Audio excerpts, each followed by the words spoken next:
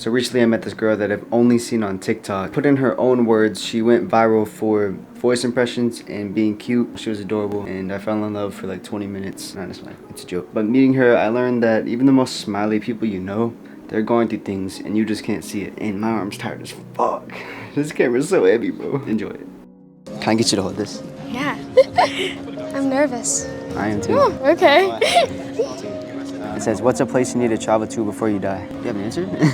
I do. I don't have an immediate one, so you can go. I have an answer. I want to go to all the national parks before I die. So, I mean, it wouldn't be one singular place. It would be all the rest of the national parks. I haven't done enough research on this. Just from what I've seen, I'm gonna go with Bali. I've heard a lot of great things about Bali. Bali's actually where I want to have my honeymoon whenever I get married. Okay, so now I want you to pick one of these middle gray ones. Okay. Alright, do you have one for this? Yeah. It was so embarrassing. Okay, what's the most humbling experience you've ever had?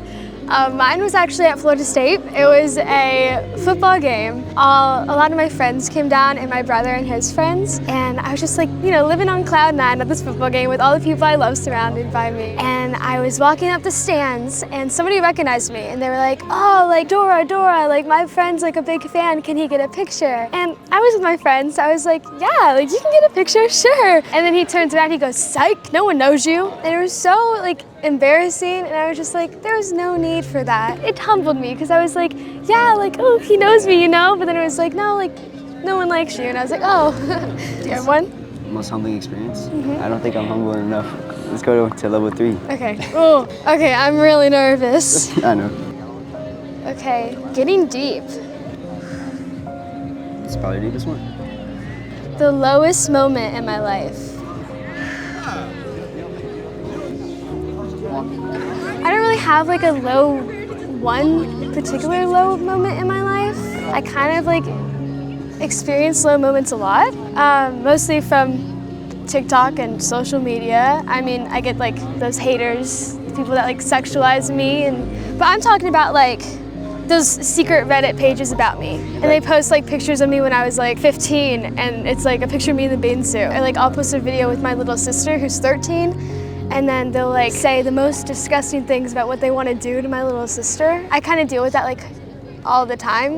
It's like a daily occurrence and that's pretty low. But I mean, it helps me like remember that there's bad people in the world, but they don't really matter. For what I want to do as being an actress and being in the public eye, it's definitely helping me because I'm going to have to deal with this my whole life. And I honestly think it's made me like better. That's a great answer.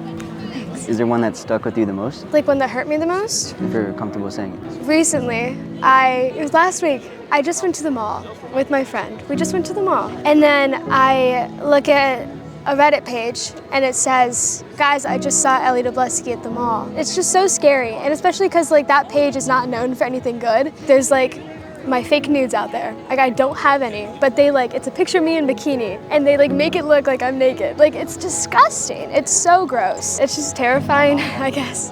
How do you usually deal with it? How do I deal with it? I honestly don't know. I kind of just wake up every day and smile and say, I'm okay. If I say it enough, one day I'll be okay. Like fake it till you make it, I guess. Why are you faking it today? Maybe a little bit. All right, how are you feeling like when you're just walking around here? I was so nervous. I was standing right there and I literally called my friend and I was like, I can't go over there yet. Like they're talking to somebody else. So I stood behind that bush. I waited until the coast was clear. And then I saw my friend walk by. So I walked up with her and I was like, thank you. And then I left to come over here. I was so scared. I was kind of nervous too. I was scared. Yeah, it's okay. I guess I gotta go now. I'm getting out of the lowest moment. Started like a few months ago. Like the things we were doing, the fulfillment went to 0. I'm always going back and forth in my head.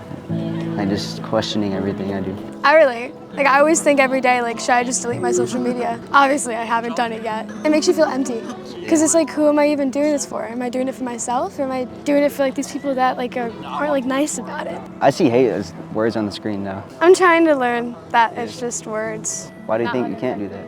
I think it's probably because sometimes I believe what they say. Like sometimes like I'm just like, ew, like this is gross. There's like the ew comments, but then there's like the you're not talented or like you don't even sound like Dora, you know, like stupid stuff like that. And I'm like, oh, they could be right. But the way I see it with like hate comments, everybody has their own perspective, and it's just based on all their past experiences and the things they've gone through.